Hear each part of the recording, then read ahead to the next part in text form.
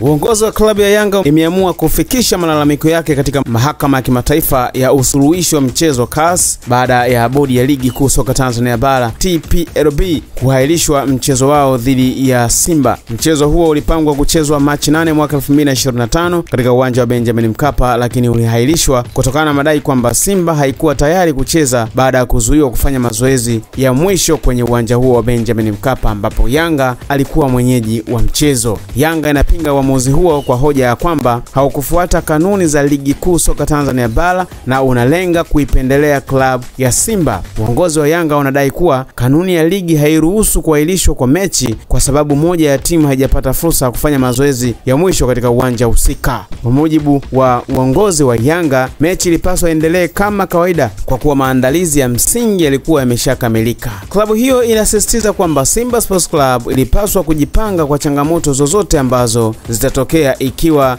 kutopewa ruhusa ya kutumia uwanja kwa mazoezi. Kwa mtazamo wa Yanga, sababu hiyo wameona kwamba haina nguvu ya kisheria na haipaswi kuwa msingi wa kuahirishwa kwa mchezo wao dhidi ya Simba Sports Club. Kwa upande wake, bodi ya ligi kuu soka Tanzania bara imesema kwamba uamuzi huo wa kuahirisha mchezo wa mechi ulizingatia haki za timu zote mbili kwa mujibu wa mazingira yaliyokuwepo. Hapo haikutajwa kanuni. Hata hivyo, Yanga haijaridhika kabisa na maelezo hayo, hivyo ikaamua kuchukua hatua za kisheria na kutafuta haki yao kupitia CAS. Sasa hatua hiyo ya Yanga kwenda CAS huenda ikaathiri ratiba ya ligi kuu soka Tanzania bara na kujua mbio za ubingwa kwa msimu huu kwamba nani atakuwa bingwa katika dakika 90 na sio maamuzi ya kutoka kwenye vyanzo vya usuluhishi mbalimbali. Sasa ikiwa kama CAS huenda itatoa maelekezo ya kupangwa tarehe mpya ya mchezo huo, tukamshuhudia Yanga akikubali kucheza na Simba. Lakini kama CAS itaunga mkono hoja ya Yanga, basi hatutaishuhudia Yanga ikicheza mchezo huo, bali itapewa alama 3 na magoli 3 kama Yanga alivyodai kwenye barua yake ya kusema kwamba kutokana na tukio lililotokea walipaswa wao kupewa alama 3.